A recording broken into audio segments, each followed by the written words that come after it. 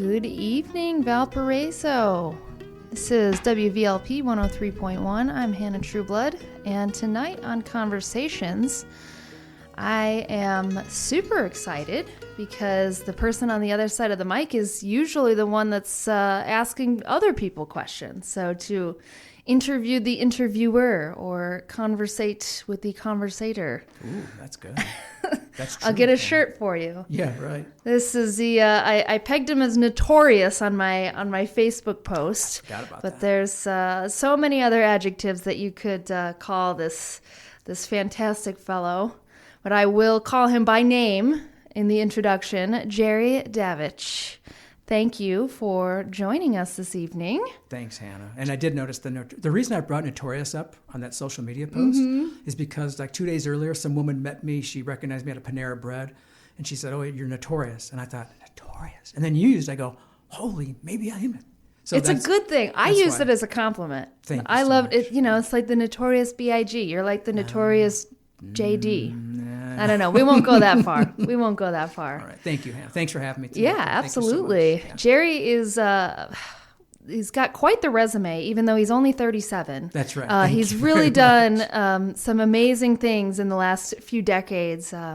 Has been a columnist and a narrative storyteller, as he says, for the Northwest Indiana Times. If you've ever seen anybody getting wild on a Facebook comment, it's usually because of one of his columns. So that's pretty amazing. It kind of had a non-traditional route into the world of journalism, and we'll be getting into that a little bit in our conversation. But aside from that, has done podcast hosting, has authored a couple of books about the region, 4 books. He's holding his fingers up for me. I got 4 fingers. And you wrote 4 books. And on top of that, has won dozens of state and national awards for someone's the journalism. doing their homework. I did. Hannah I wanted to did be her homework. prepared. You were very prepared. More prepared than I was when I interviewed you when you were running for mayor. Oh, well, then there we go. I was not prepared at all. You just had to go in blind. I always do. Well, back then when you Googled me, there wasn't quite as much as when I Google you. It just this was easy homework for me to do. Okay. This was just 15 minutes on Google beforehand. No big deal. Fair no big enough. deal. Fair enough. Thank you, Hannah. This is a great full circle moment, though. I was so it was probably one of my favorite interviews that I did when I was running for mayor. You say that to all the journalists you talked with during that campaign true, run, but it's though. okay. I get it. Then. You actually videotaped me, though, so it helped me create some great content. So I really did appreciate that. I have a habit of recording. I'm going to record you doing this in a minute, but yeah, Good. I do that a lot. Yeah. Our conversation I enjoyed it. Mm-hmm. I enjoyed it. I remember that day really well. I remember you brought a gallon and a half of water, like you have here now. I have it sitting with me now. And that's all you had, and some notes, and we talked. I didn't have anything written down as usual, and we just talked about who you were as a person more than politics, because politics generally kind of bore me. Yeah. But the person behind the politic, I love that. So that's why I wanted to hear about Hannah. Yeah. Well, and we're flipping the script tonight because we want to hear all about Jerry. Because I could ask you questions right now, like 10 of them. I know. I'm not going to let you do that. We're not doing this tonight. I will not do that. And we've got our referee off mic. You got Karen here, so if you get out of hand, she's the muscle of the group. We'll make sure that it's taken care of. Yeah, fair enough. But go right ahead. Oh my gosh. So, well, I guess the best place to start would be at the beginning. What in the world drew you into the crazy world of journalism? Nothing, actually. Nothing really propelled me to that. I bumped into everything by total mistake. I don't really belong to be here. And the reason I said that, no, I'm serious, because I was in a catering business, a family catering business for like 20 years, okay? And at some point during this catering business, we had these gourmet trucks that went around. Like you see, they're very popular now, right? These gourmet catering trucks. We had that back in the 80s and 90s. Okay. And we went to the mills and all that. So we had a contract to be inside the old Bethlehem Steel at the time, which turned to ArcelorMittal. And at that point, we had this catering truck in there, and there was rumors going around that we're going to be replaced by like a fast food chain, like by McDonald's or something. Scared the bejeebers out of us and by me, and I thought we were losing our job. So I thought I might take some classes at college and first get a GED. I didn't graduate high school. I don't know if I told you that or not. I didn't graduate high school in Gary. 1980 I should have, and I did not. So I thought I'd take some college classes and maybe make something of myself in case this whole food thing just didn't work out. So that's how it kind of started. So I got a GED, Portage Adult Learning Center. Yay, I love that place when I was there. And then I took some classes at Purdue North Central in Westville, right?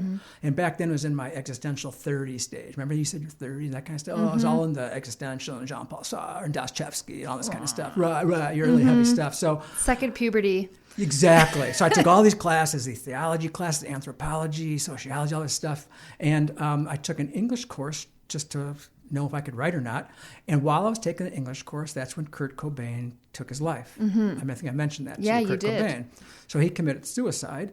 And I wrote an English paper on that when that happened, about another rock and roller who took his life. Simple as that.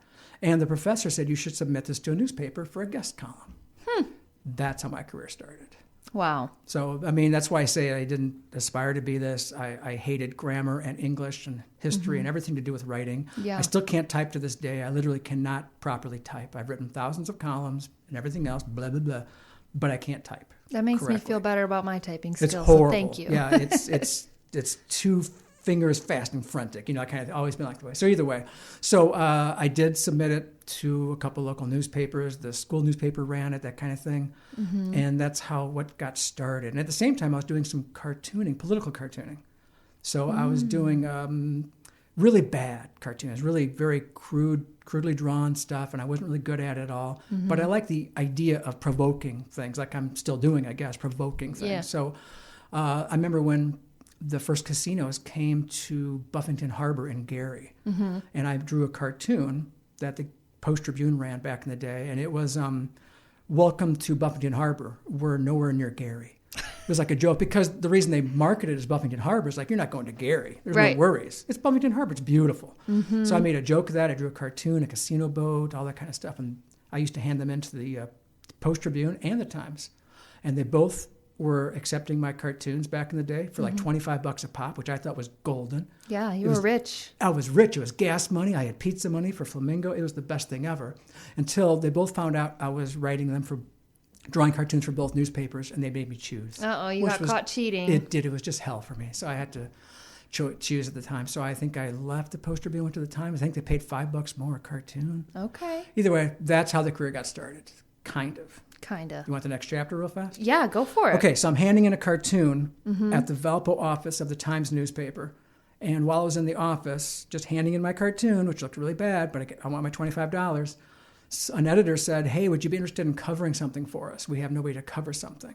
And I said, yeah, sure, I'd be up for anything. Is it more $25 again? I'll do that, seriously. Yeah. They sent me to this mystical, magical place I've never heard of before called Couts, Indiana, for the Pork Fest.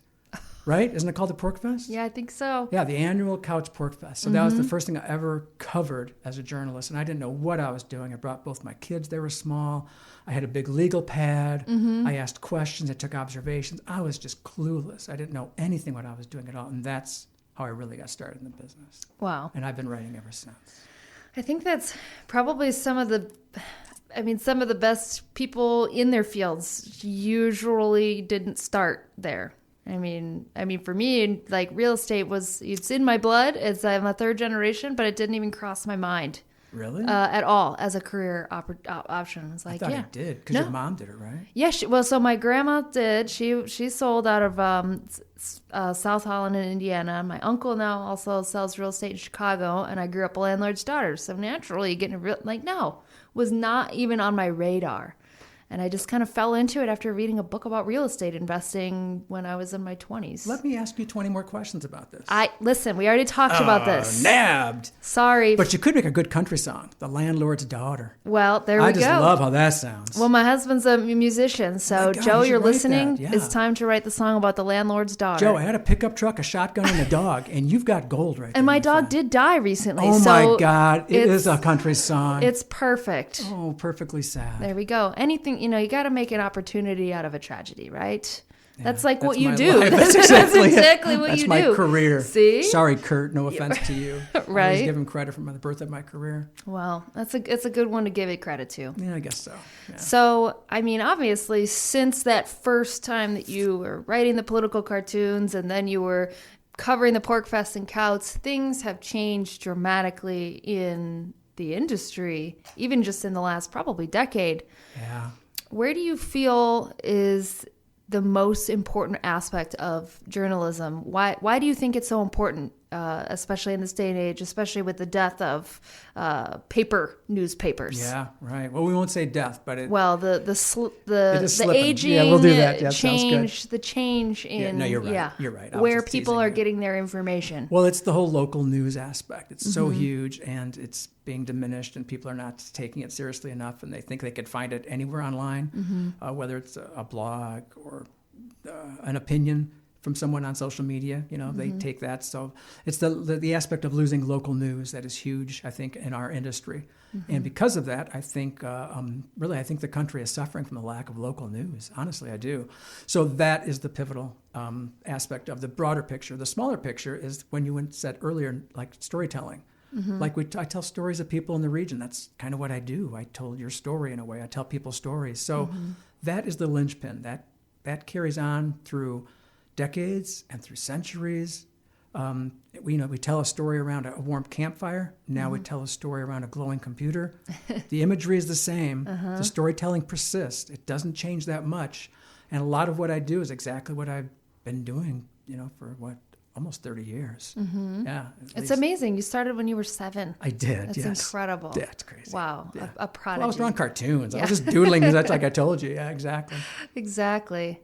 Well, you have such an interesting part of the news because you're a columnist, so it's opinion-based writing, essentially. Yeah. So you're not going out and reporting on, this is what happened today this is the economy, this is this. You actually go out and you get to see and experience the actual effects of the news and of what is actually going on in the economy or what's going on with the elections or what has happened in the environment or what's going on with the steel mills or what's going on in you just wrote one about the new Hard Rock Casino, right? That was so today's column. Exactly. It's all stuff that's kind of based on fact, but it kind of peels back a layer and really adds this interesting human element to the news. So talk a little bit. That's very kind of you. Yeah. Thank you, Hannah. Well, talk a little bit about what that has done in your life in terms of just your perspective on things. Well, as you know, if you're following me on social media and you are a Facebook friend, that I get accused of biased rating sometimes. And I've been telling people that literally for like 20 years or more. I think I officially became a columnist, like full-time was 2006. So it's almost 20 years now. And I've been telling people, my fingerprints can be seen in everything I write. Some fingerprints are really hidden, subtle, you don't notice at all. Some, it's like a sledgehammer. This is my opinion about a certain subject. Other times it's not. I'm just covering a story and you could barely see me there. I'm there. My voice, my writing voice may come through, but generally speaking, it's just what I'm covering, whatever I am. So that's the aspect that I have a difficult time sometimes with readers. Because if people want to bash me, and they do a lot, as you know, they will just say that, well, you're just biased and you're leaning this way or that way. I mean, on any given day, I've literally been called a left-leaning liberal and a right-leaning conservative, like in the same column, which to me is astounding. It's amazing. Isn't it? To have that? I don't see people's perspective. It's so fascinating to me because I don't realize it sometimes. It's just my opinion. Like you have your opinion, then you have people's opinion of your opinion. Right. That's what I get. Yeah. So because of that, I have to keep in mind what I do for a living as a columnist versus as a reporter, so to speak. And that I write, it has fingerprints on it, it has my voice on it, a tone, an inflection, my opinions, my perspective, my biases, my blind spots, my faults, my sins, all that kind of comes through eventually through my work. And you don't see that with typical reporters' work. You're not supposed to. Yeah, in theory, not supposed to. Yeah, these days you do, of course, and especially with cable news networks. It's all biased and slanted and agenda-driven. I really don't have an agenda. I mean, if people accuse me of agenda, I'll just call them a liar. I get all pissed. I get all pissy with people because I really don't have an agenda at all. Right. Your agenda is to write a column that people enjoy, people respond to. And if it's thought-provoking, great. If I make you think of something you didn't want to think about, if I make you sad, great. Make you happy, all that kind of stuff. If I remind you you're a human, because a lot of times on social media, we forget we're human. We forget that. We just turn into bots. We're human bots on social media. Yeah. We just type stuff out. Any given day, I can't believe how many people will comment on social media the same thing every day, especially about Trump versus no Trump, politics versus not. Every day it's the same. They regurgitate it. It's fascinating to me. Yeah, and you really kind of get a front row seat to everybody and everything. So Joe and I were just talking, we said this multiple times, but just the other night we were saying this, in regards to what you were just saying, how everyone's a bot and they're just typing and typing and just regurgitating the same stuff over and over again. Yeah. Were people this inflamed when they were writing letters and it took like 6 weeks to get it in the horse and they got to get on the ship and take it across to the other place? Like, were people really writing comments like that to each other back then? Or is this truly a new way of us communicating because it's so easy to just type a message and send it? You answered your own question, Hannah. I don't even have to ask you a question. You know the answer to that question. Of course it's easier, and you could do it without thinking, and you could do it simultaneously. No thought process goes into it. You don't have some big quill that comes out, you dip it in some ink. Right. Dear sir, there's nothing like that. Of course not. So, no, and even if you go back, if you're not being facetious, if you go back 10 years, 15, 20, like when I started, okay? I started like the mid-90s, and I'd get a lot of snail mail sent to me. I still get some sent to me, but nothing like it used to be. And it's people literally, pen and paper, notepad, 6 pages long, and even if somebody's mad at me, they'll spend 6 pages. Now this impresses the hell out of me. If you're going to take the time to write me a letter, not an email, but to actually write a letter, I don't care what you say. You can just curse me out, call me anything you want, but you took the time to write it with a pen and paper, and then you have to actually put it in an envelope, lick the stamp, put it in a mailbox or whatever. That's crazy. That's the biggest honor I can get. More power to you. Yeah. So, of course, no, people are more inflammatory and more angry and more divisive because of the accessibility. And you can just call somebody something in a heartbeat. And you could do it like right on the toilet. Right. You can do it anytime you want. And because of that accessibility, and I think it's a tell. I mean, like poker tell. And do you play poker? A little bit. Okay, so we all have poker tells. Social media is the best poker tell, because even in an interview, like if you give someone even 10 minutes, 5 minutes of your time, they'll reveal to you with a poker tell of who they are as a person. Like you're doing with me now, like I'm doing with you. So it's that poker tell, and it's so easy to reveal yourself to people, because how long could you play pretend and not be yourself? Not very long for most Eventually it people. catches up to you. It does. Yeah. That's exactly it. It does. And you're not doing as good of a job as you think you are with Yeah, it. of Not course. you. No, I'm speaking to the people that are listening here. Yeah, exactly. And myself included. Yeah, exactly. It's so interesting to me what you mentioned about how you'll write something and in that same piece you'll have somebody calling you just Always. from the far left to the far right. You're just an extremist on either side. Have you ever engaged with them and asked, so what is it about this article that makes you feel that way, and kind of compared the two answers? That's all I do, Hannah. Yeah. And I go one step further. I connect those people. Okay. Which really, am I able to say piss on this? Sure. Okay, which really pisses people off, because they don't expect to actually engage with another person besides me with someone who opposes their viewpoint, especially diametrically. Yeah. So I love to get 2 emails from different people. It's usually emails. I mean, I've done it in the old days with voicemail, and I still can. Like, here, call this person. They're really interesting. And I'll literally connect them. I'll CC them, and I'll say, John, meet Sally. Sally, meet John. You guys have opposing viewpoints, but I think you'd really be interested to talk. And you know what they do?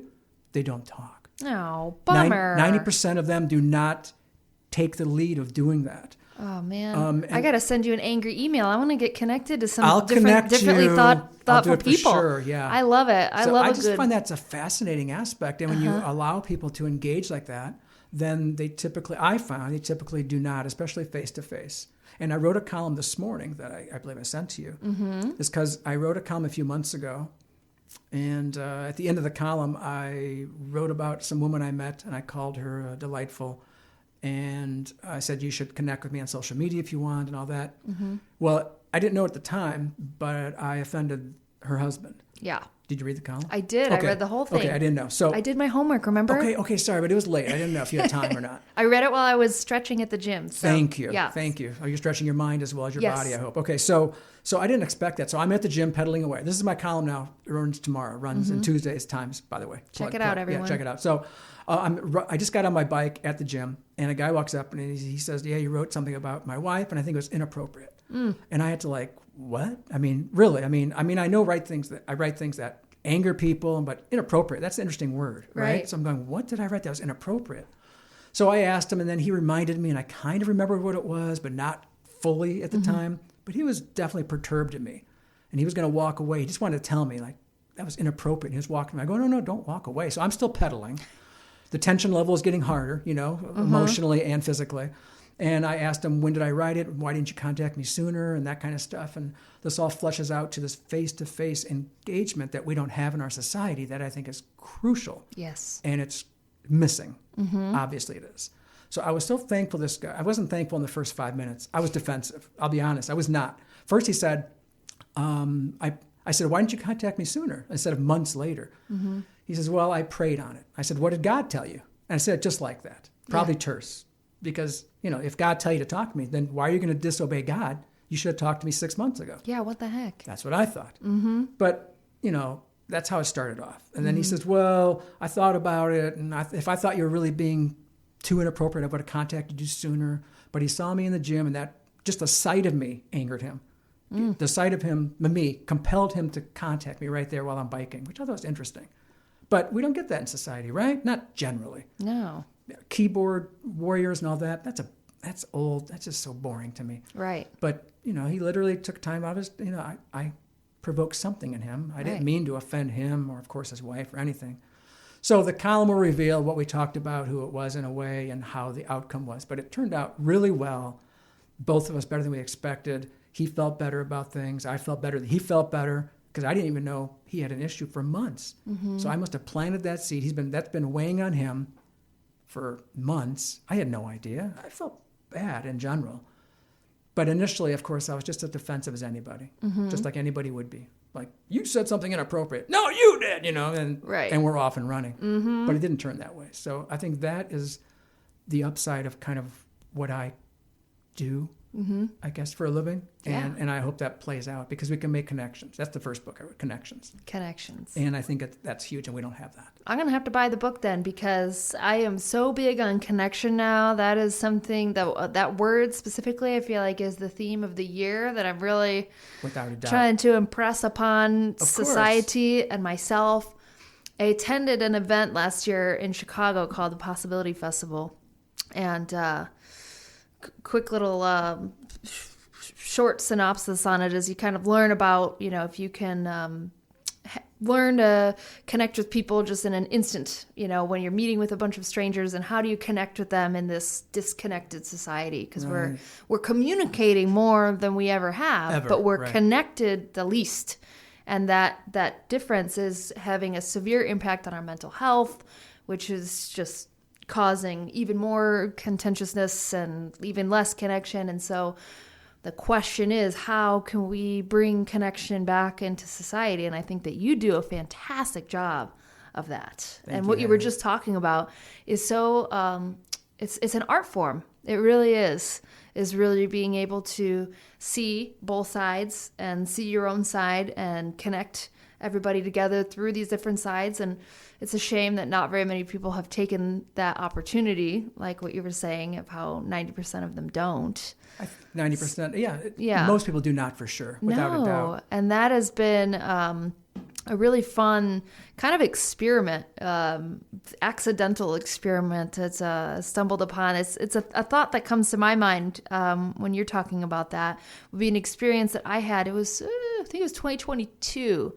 I was at a protest. We were protesting for, I think it was a reproductive health care something. We were protesting an event, and this guy shows up in riot gear and had some silly sign that was the opposite of the signs that we were having. It was in Chesterton, actually. Okay. Yeah, and a lot of the protesters that were with me were kind of like hollering at him and, yelling at him to go away. And, of course, he was standing his ground and just kind of being a jerk. And everyone was like, and I was like, hold on, let me go talk to this guy. Let's see what he's about. He took the time to get all dressed and show up here and made this little sign and he's doing this little appearance. Like, there's a reason behind it. Let's figure out why. There's a reason why we're here being rowdy. There's a reason why he's here being rowdy. So let's figure it out.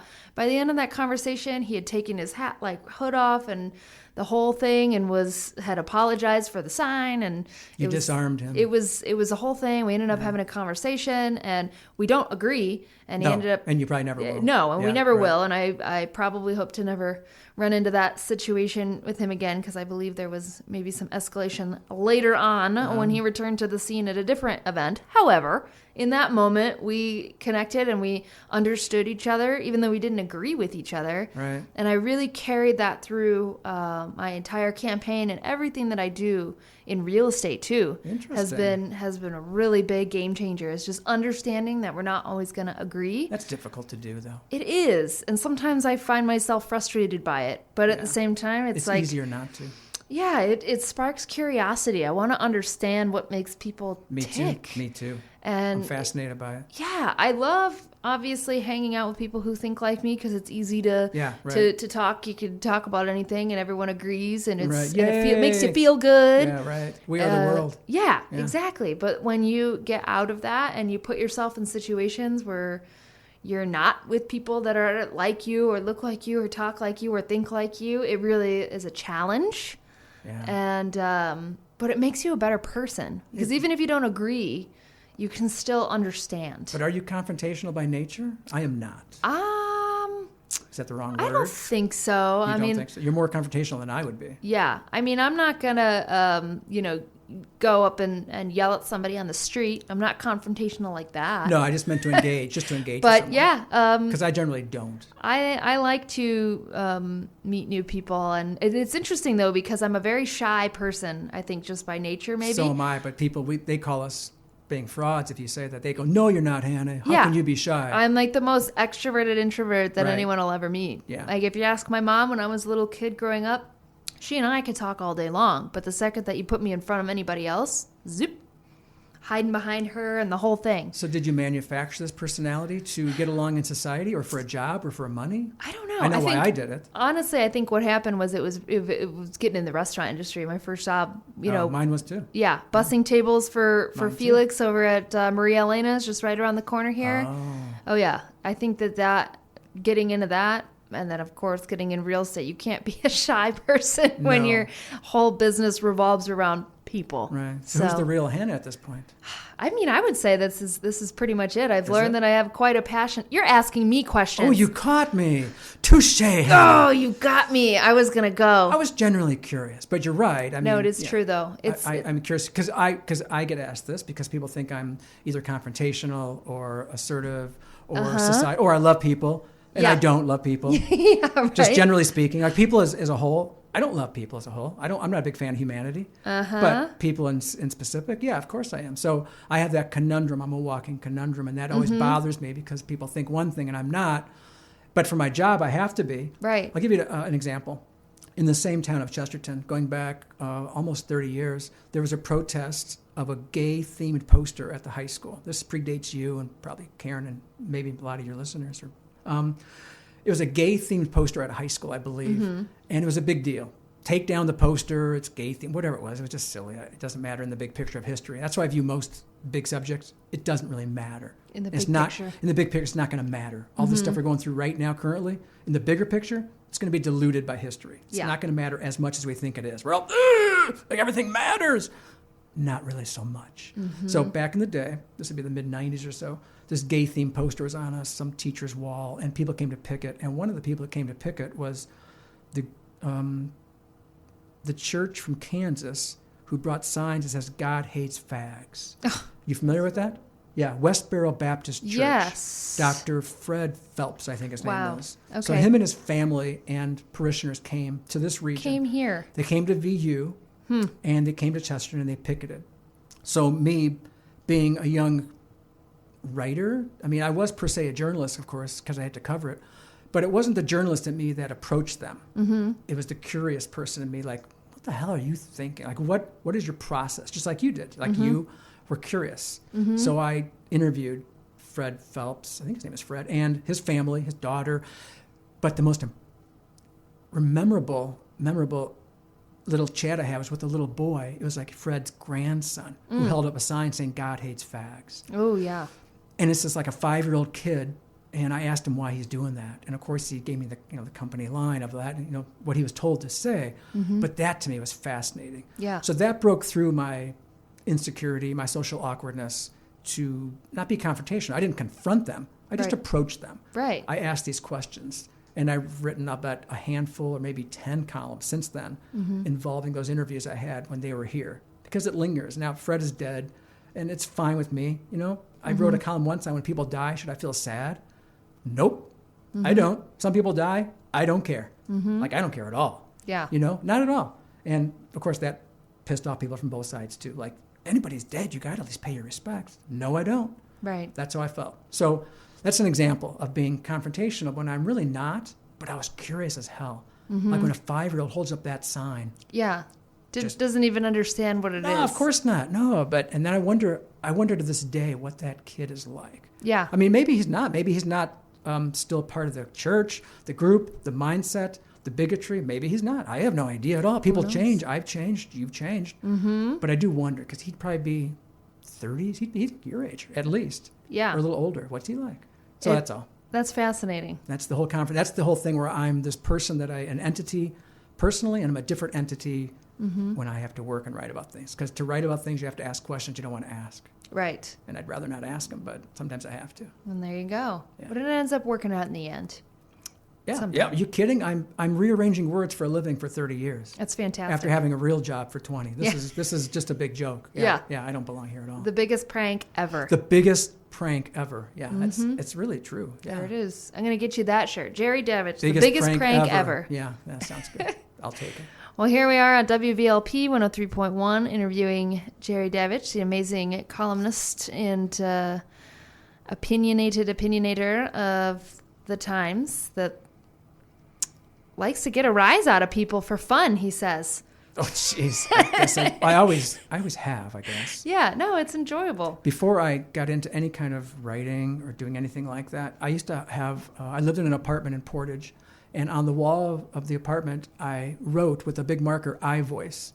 And then I put down kind of thought-provoking quotes and thoughts I had during the day and other people's quotes. Like back then, it'd be like Dostoevsky or whatever phase I was in. And then I'd have people come there and they'd say, what's that about? And then we'd get in a discussion about that. And we'd have these like energy circles, they were called back in the day. We'd sit around with candles and you'd debate people and get all ragey, that kind of stuff.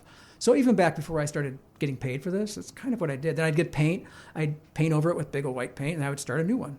That's cool. Yeah, so it was like social media on my apartment wall back in the day. Look at you little innovator. No, I'm just an instigator. That's what I am. Yeah, the instigator. That's a more innovator. appropriate word. Yeah, but just out of curiosity. You were just mentioning when you're doing these interviews and questions and how you have to kind of ask these uncomfortable questions, and it can sometimes almost appear confrontational in certain ways, but you're really not. You're just curious. And that's something that is really lacking, I think, right now. Curiosity? Maybe, but just more so, a lot of people, it seems, come into the conversations assuming that they're right, that you're wrong, and that there's a major difference here. Of course. But the reality is that as people, we have a lot more in common than we do not, even if we don't agree on certain things. So what advice would you give to somebody who is wanting to have more connection and be more curious and ask questions, but not trying to start any fights or anything like that? How can you be an opinionated person, but also be curious and empathetic of other people's thoughts? That's a good question, Hannah. You're really asking interesting questions. I do it for a living, as you know, so these are good questions. Well, my secret ace in the hole is apathy, but that's not what I would tell people. Because generally speaking, I just don't care about most things. Yeah. And that's usually the bottom line with me. Like a lot of times, like I love to talk about it, but at the end of the day, it's like, well, you have your opinion and it's fine. So you'd have to be open enough to let down your own sensibilities and your own prejudice and biases, and you could be wrong. Like I like when people prove me wrong, which happens a lot because I'm wrong a lot. Obviously, I mean, I have opinions. I've been writing opinions for 25 years. I've been wrong a lot.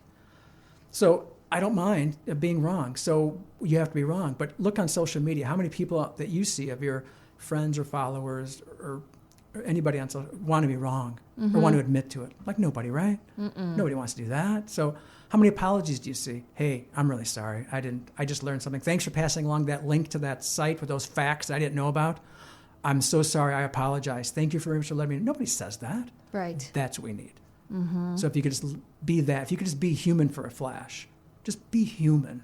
You don't got to be brilliant. You don't got to be mad. You don't got to be right-wing, left-wing. You don't got to be a Trumper, an anti-Trumper. Just be human. And all that encompasses being human, that's what we need. And that's what we don't have, and that's what the fault is with a lot of us. We always want to be right.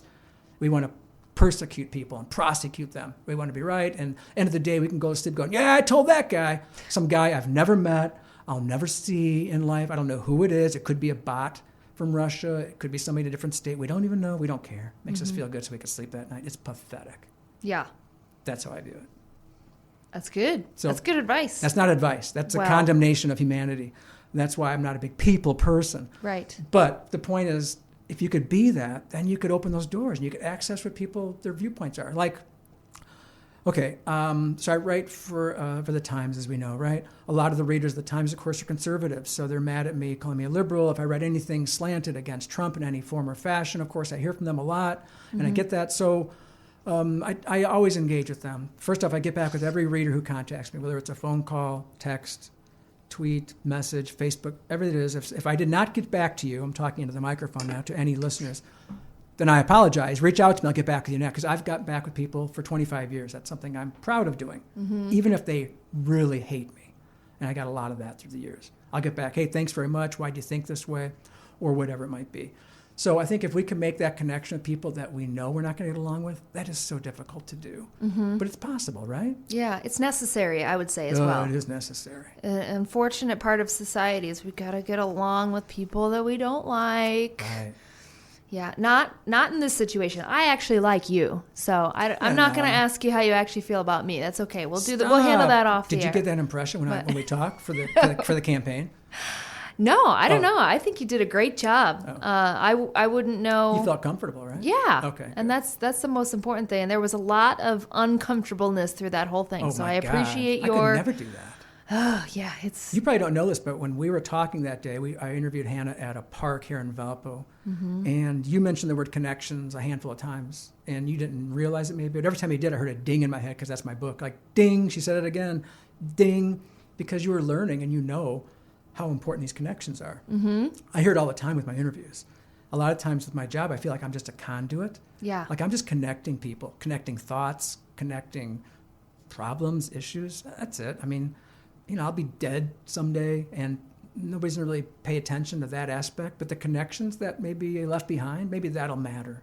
Does that make sense? Yeah. So just a conduit more than anything else. Well, and generally your book sales will go up after death. So. Oh my God, I didn't think of that. That's good news for Karen good thing to keep and that my in mind. family. Yeah, maybe my kids. Okay, good. Absolutely. I'll sell 4, not 2. Shakespeare's works really didn't fly until like long after. Interesting. So yeah, that's a new fact I learned recently. Good fact, yeah. I didn't expect to be an author, so it's all just a big gravy for me. It's all just extra. I didn't expect it. I got approached to write a book. I didn't want to write a book. Really? Every book I wrote, I was approached to write it. I didn't want to write it. Okay, well, tell me more about that. Okay, the first book was called Connections, Everyone Happens for a Reason. It was really my cousin's idea. We were sitting around one night in Las Vegas at his house, and he mentioned about it's people that matter, not the old saying is everything happens for a reason, which I never agreed with. I don't think everything happens for a reason. I'm not a fan of the whole design, master, fate, God plan. No, the 1-year-old baby died, and she was supposed to die. No, I don't know about that. So I thought everyone happens for a reason was important. Everyone, not everything. So that's the subtitle of the book. Connections, everyone happens for a reason. So I wrote the book because Dennis, my cousin, really was encouraging about it. He wanted to make it happen. I could write. We made it happen. The second book was called Lost Gary, Indiana, which I was approached by the publisher, Arcadia Publishing, and History Press contacted me to write a book about Gary. I didn't want to do it because I'm not expert enough. I mean, I'm just from Gary and I write. That's my credentials, Hannah. Yeah. I'm from Gary and I write. So they asked me 3 or 4 times. I finally said, yeah, okay, I'll do it. It was a small book. It did really well, but that's why I wrote that book. After that did well, they asked me to write another book. And then Crooked Politics of Northwest Indiana was my third book, and that came up for that reason, same thing. I mean, it wasn't something I really had a zeal to do. The fourth book I wrote with Karen, because she's an Andrean High School graduate. Oh, I was asked by the bishop at the time and the principal of Andrean High School to write a book on the history of Andrean. So we did. It never got published yet, but it's done. It's in their vault.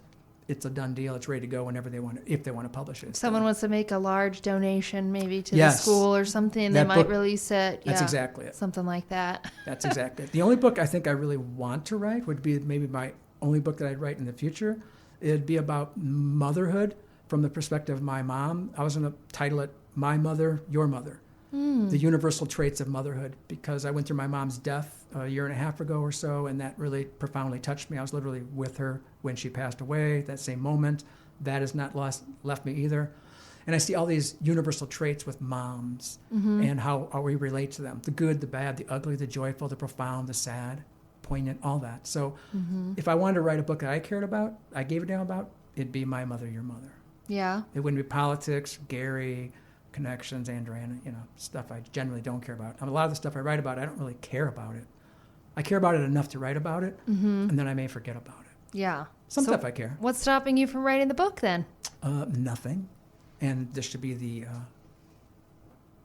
trigger that I need to actually get it rolling. There it is. It's bubbling in my head. As people ask me what's my favorite column I've ever written, that's a common question when I do presentations. And I always say it's the one in my head. Because it's true. There's a column in my head right now that I'm going to be writing for Wednesday's newspaper. And that's my favorite column right now because I just did the interview. It's with a gentleman who helped orchestrate all the songs at the Oscars on Sunday night, the Academy Awards. Oh, that's fun. He was on stage with the band, and he helped orchestrate all the music, 105 songs. His name is Greg Jamrock. He's from Highland High School. And he has a company called Fine Line Music Services out in Culver City in L.A. And he was at the Oscars. It's been his 4th Oscars he's done that. And I just got off the phone with him before I came here, and I'm going to write about that for Wednesday. That's what I'm excited about. So cool. He's going to send me photos of his vantage point of seeing the Oscars from his point of view, the orchestra behind the stage. And I all love that. So that's what's bubbling in my head. Yeah. That's always my favorite column. Your favorite column is the one that's exciting in the moment. It is. And then after it goes, it's like it's in the past. And so, oh, do you feel that? Oh, it was a moment and now it's gone. It's like that. Yeah. The moment's gone. Wow. Does that make sense? It sure does. Yeah. I know all about that. I'm very big in the now, in the present. Yeah, I'm not as good at that. Yeah. I'm trying to get better at that. Well, because I'm always thinking of just briefly in the past or deep in the past or the future. And I know it sounds all zen and, kind of esoteric and mystical to be in the now. When you say I'm in the now, how do you come across, Hannah? If you say that to people, how do you think they portray you? Yeah, some hippy-dippy person. Exactly, right. So when you say to someone, I'm in the now, it's like, oh, yeah, sure you are, you're in the now. Good luck with that. But it's a trick, and I haven't at all mastered it, but I'm trying. I would beg to differ. I would say you're like the most in the now person around right now. I mean, you said that your favorite column is the one that you're writing right now. True. So is that not a present moment I guess situation? It is. I don't know. I feel I struggle with that, though, the whole now thing. Yeah. Well, nothing really exists anyway. Time is just a construct. It's not real. None of this is real. This is all simulation. Now we're getting to subjects I want to talk about. Right? Oh my gosh. Yeah, with the final 15. Well, I will come back to the comment that you made about being with your mom and how that sparked an interest in potentially writing this book. Okay. Tying that back to what you also mentioned previously about just how you don't inherently always feel bad or whatever the feelings that society says you have to feel about death. Right. How this is completely not related to your job or anything. This is just a you question. Sure. How did going through, the end of life stages with your mom and kind of being that final, in that kind of caretaker and being there and for the final breath and witnessing the actual death itself and the moments before, during, and after that, how did that shape your viewpoint on living? That is another excellent question. And you're right. It did. So when people ask me the question, what's my favorite thing to write about? I usually end up saying death. Because that fascinates me. It's always fascinated me. Because without death, life really kind of doesn't matter as much. And, and I think it's a fascinating subject that people don't want to talk about. We whisper about it. We're scared of it. We don't want to address it. I get all that. So I've written way too many columns and stories about death. One of my favorite columns, and I'll get back to my mom in a second. So one of my favorite columns I ever wrote is a story, actually, just storytelling, was a woman named Dorothy Creekmore. And I wanted to write about the hospice of the Calumet area. This is like 20 years ago or so. And they contacted me, hey, write about our group, our agency, what we do. And I go, fine. If you introduce me to one of your clients, I'll write about your agency. And they introduced me to a woman named Dorothy Creekmore, lived in the Hessville section of Hammond. So I went and I knocked on her door, and I expected she'd be on her deathbed. She's a hospice patient, right? She was not. She was fine. She answered the door, hey, Jerry, you Jerry? She had this southern drawl to her, Kentucky. And I got to know Dorothy really well. She had terminal cancer, but no symptoms at that point, serious anyway. So I spent time with Dorothy for weeks and then months, I tracked her progress as she dealt with this terminal cancer diagnosis, and then into bed, into a hospital, into the hospice, into the grave, and along with her husband, Ed. So it turned out to be like, I don't know, 3,000 or 4,000 word piece that I wrote. It was long, it was a lot. But that was my introduction to this subject, and I've been gripped to it ever since. It's powerful. It's one thing to witness it as a witness, a bystander, so to speak, which I was. I was there. I was literally with her when they were feeding her through a straw of water, and then she died. I was there. So I've been in rooms with people when they died. But when it's your mom, it's all different, of course. So my mom also had terminal cancer, and she was at St. Mary Hospital for a while. And then we made a very difficult decision to put her into hospice care here at the VNA in Valparaiso. And she was there, I think, for 11 days. I think it was 11 days. So our family, we had a vigil every day. We were there around the clock with her. Someone in our family was there around the clock to be with her, although she was non-communicative at all. She was there. We're not sure who was there inside, to be honest. We just don't know. So she was there for 11 days. On the 11th day, I just happened to be in the room with her. My sister and son were in the hallway outside of VNA. And I was sitting in a chair next to the bed, and I saw her finger twitch. Just a twitch. It was the gentlest little twitch, and we'd never seen a twitch of any kind in 11 days that I saw. Nothing at all. So I jumped up to her bedside, and I said, Mom, are you there? I saw your finger twitch, and I'm holding her hand. And then her eye kind of opened gently, and then it kind of shut, and then she passed away. Wow. I was holding her hand just from that twitch, and it took me a while to absorb it. I called in my sister and my son, and then the VNA staff came in, and they confirmed it, all that. But I thought she was saying hello to me, and she was saying goodbye. Yeah. I'm guessing. And I don't want to be too mystical with this, and religious, and I don't know what happened. I mean, I'm not going to pretend I know. Yeah, God lifted her finger so she could say goodbye to her son. I don't know if that happened. I'd like to think that happened, but I don't know exactly the physics of it. But I know that her finger did not twitch that I saw for 11 days. She was nothing. And then I happened to be there, and she twitched, and I went to her side, and she gently passed away. At that moment, her eyes just kind of closed right then. So that affected me profoundly and deeply. And I don't know, I'm still exploring it. My brother passed away when he was 50. And I went to the emergency room in Portage Community Hospital and saw his body there when he passed away. And I wrote a column about his death, saying at the end of the column was, I'm still sorting through it. Well, I'm still sorting through my mom, and I'm still sorting through my grandma, and I'm still sorting through my dad. I'm still sorting. So that's what we do with death. We sort. That's why I write about it, because I'm sorting through stuff. So you asked how it affected me. It affected me deeply and profoundly. But I'm still sorting. I have no grand answers for people. I have no philosophies. I'm not going to wag a finger and say, do this or do that. I'm sorting. I'm just sorting more profoundly than I used to sort before. That's a good answer. That's we got the good questions. We got the good answers. You got to have the good questions. You got to have the good questions, yeah. So that's all. I've been sorting about life literally for 50 years. I mean, since I was a teenager, I've been sorting. And I just sort, and I happen to share my sortings, my ramblings with people. That's all I do, really. Yeah. I'm just a curious person who likes to write about it.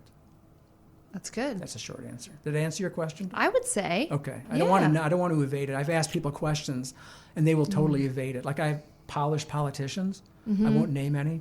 I could, even in this region. We know some. We know. You don't have to say. We all know. We had a few names that came to mind. Yeah, and I just ask. I can ask the simplest question. They will pivot so deftly, and it's so stupidly because it's so obvious. Right. I mean, I asked you a simple question, and if I try to get personal with people, which I do a lot because I hate chit chat. That's in my next column, by the way. It's my Tuesday column. Says that I'd rather have a 5-minute conversation about something meaningful than a 25-minute conversation about something meaningless. I wrote those words because I really feel that way. So same when I ask like politicians or people in general, I'll ask a simple question. If they're like pivoting and deflecting and using their polished talking points that they've been rehearsing for decades maybe, I just hate it. And that's why I'll ask the harder questions. Like, what's your biggest loss in life? What do you regret the most? Did you get a divorce? Did you ever help someone with an abortion before? How did it make you feel when you did that? Have you tried pot? Did you snort coke when you were younger? Anything. Right. Anything to disarm someone. I love asking those questions. It's not to confront them. It's to reveal in a way and to connect with them. Because all the other stuff is just fluffy bullshit and it pisses me off. Shiz. He said shiz. There's no... Bullshit. There was no... Yeah, exactly. We heard it. That was We all right. heard it. Yeah. We all heard it. Don't get me rolling, Hannah. We'll dial it back. Because I'm cheerful and happy all the time. Exactly. Oh my goodness. Well, before we go off the rails anymore, because we got 10 more minutes to go off the rails quickly. Yeah, we don't do that. Where can everybody find you? Too many places, Hannah. I'm super accessible. When people say they can't reach me, it's like, come on, are you really trying? You couldn't reach me? They could read me in the Times newspaper 5 times a week. I write columns on Monday, Tuesday, Wednesday, Friday, Sunday. Mm-hmm. They could find me on social media, Facebook, Twitter, Instagram, Threads, LinkedIn, TikTok. I'm doing videos. I'm just trying anything. I just love playing with stuff, different forums. It's just expressing myself. They could find me there. They could access me via email, phone calls, voicemails. I'm super accessible. That answer the question? Yeah, that was fantastic. Yeah. Okay, so you're experimenting with some different social medias. Yeah. And I'm sure that over your time you've interacted with various different generations. Yeah. What is your favorite generation, that we have right now, alive and functioning today? And then what is the most interesting generation? Well, look at you with your questions. You got just the right job here. Okay, I like youngsters because they'll ask me questions nobody else will ask. They don't even think twice about it. I also like really old people, but not if they're cranky and bigoted and in a negative way, like bitter. If they're just old and they just don't care about things as much. Because you get to a certain point in your life, you come full circle. Like you're a kid at school, and I'll do presentations at schools, and I'll say, okay, any questions? And all the hands go up. I'm literally like 50 hands go fly in the air because they all have questions. Yeah. And I also bring candy with me. You should have brought candy. I would have answered more questions. So I always bring candy or props, and if you answer a question, I ask a question. So they'll ask me stuff that nobody would ask, like how much do you weigh? How old are you? And if I say my age, I hear gasps. I hear literal, visible gasps of kids when I say my age. They just For can't instance, even believe that they can't believe time that exists. has passed. Yeah, exactly. Kids will ask what I make. How much money do I make? Like nobody asks that at social ed. I love those questions, and I've answered. I'll answer any question. Anybody ask me a question, I'll answer it. So I like that generation. Plus, they're full of hope for me, because I'm a cynic and a pessimist in many ways. But when I'm with little kids like that, they give me hope. They really do. They rekindle that hope of mine, and they'll ask anything. And then the flip side, older people will just say anything. Right. It's like an old guy who backs out of his driveway and doesn't even look in the rearview mirror anymore. It's like, I don't care. Just back out. That's what old people do, just generally speaking, in society. Yes. So I like that generation as well, because they've been through it all. They've seen it all. Like, they've seen some shiz. There we go. Yeah. They've seen some shiz. And because of that, they have this perspective that is golden. Yeah. Not golden age, because their life may be crap at this point. But they've seen so much stuff. I like gleaning that wisdom from those people. So that's the two polarities of generations I enjoy talking with. The very young, the very old. Somewhere in the middle, I try to glean that wisdom. Have you ever done one where you kind of get like someone who's very young and very old together in the same room? I did. There was a project that took place somewhere, I forgot where, but I had a senior in high school talk to a senior citizen. So senior talked to senior, and they asked questions and involved themselves. So it was like taking a little kid to a nursing home. It's like this little glowing orb that's floating through like a nursing home facility, and all the, and if you could merge those two worlds together, it's a beautiful moment. So yes, I have. Yes. It seems like everyone says it, especially the older that you get, people say, oh, well, that young childlike feeling of hope and all that kind of disappears, and people become more cynical, and people stop asking questions, and people lean into just the societal whatever you're supposed to do for the chit chat and all this and that.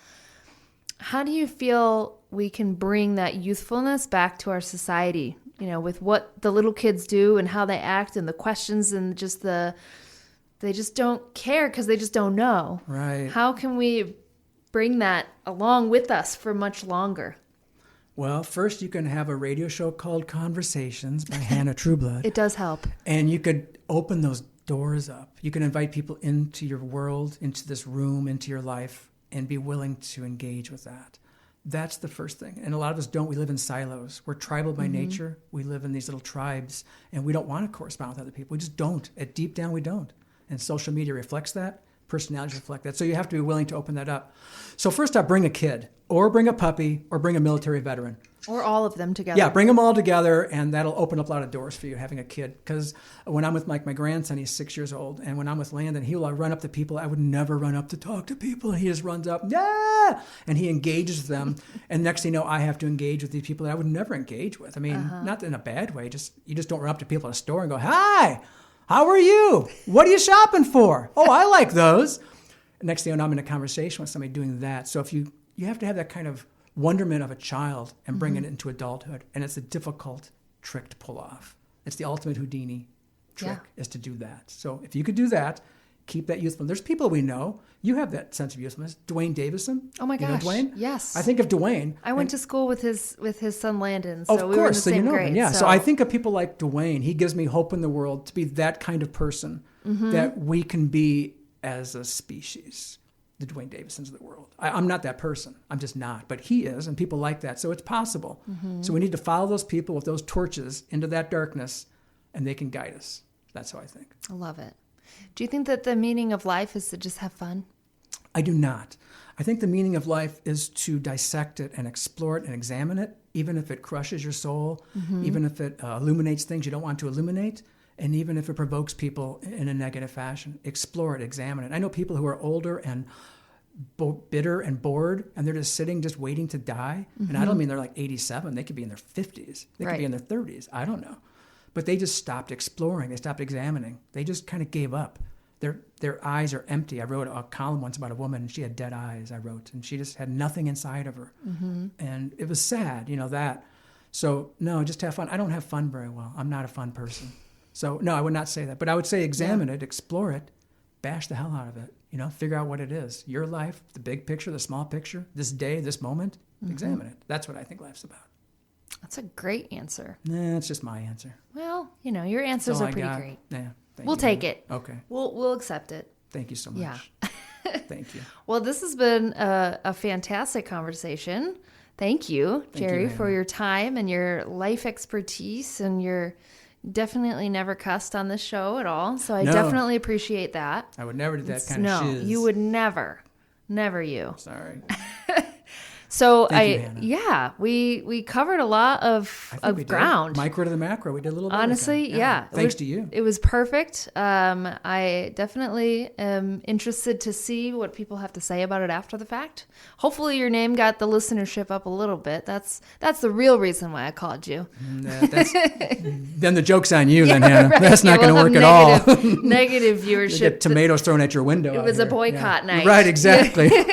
Sorry about the boycott, Hannah. Yeah, well, it's okay. We'll recover. We'll recover. Thanks for everything. I really enjoyed it. Yeah, I could honestly talk to you for hours. So this is it's hard to kind of put it in. Sometimes when you're talking to people and the clock is going and you're like, oh man, I got to find more things to talk about. Next time we'll bring candles. You could smoke some pot if you want. And, dim things down. Yeah. We'll explore the heavier issues. This is nothing. Yeah. We just scratched the surface. This was this was the intro. We're going to get real deep. We're going to do an ayahuasca next time. Exactly. It'll be a live broadcast. Let's do it! You heard it here first, folks. On Conversation. Yeah. Yes. Thank you, Hannah. Thanks for everything. Yeah, thank you. So we'll find you on all of the socials. Sure. All of your books, I assume, on Amazon? Yeah, sure. Yeah, sure. Whatever. Yeah, it doesn't matter. Find them in Yeah, it's not important. somewhere. Yeah, I'm not plugging anything. Well, I'm plugging it. Thank you. And I'm going to go to Amazon and purchase Walgreens, Conversations. Yeah. What is it? Oh, at Walgreens? Yeah, and in Ace Hardware, his books are. Oh, see? What was the question you had? One last question. The connection book. Yeah, okay. So, let's see here. I don't even know. I can't even think of anything. We covered so much. We're signing off with Hannah Trueblood here on Conversations. Thank you very much on WVLP. We appreciate your time. And cut. Yay. Yay. If I were to ask another question, we go for another 20 minutes, and we can't do that. I'm limited to an hour. So thank you so much for joining us tonight on Conversations. I'm Hannah Trueblood. You're Jerry Davich. We're just dust floating in the wind at the end of the day, and I hope you all enjoy it, and I will see you next month.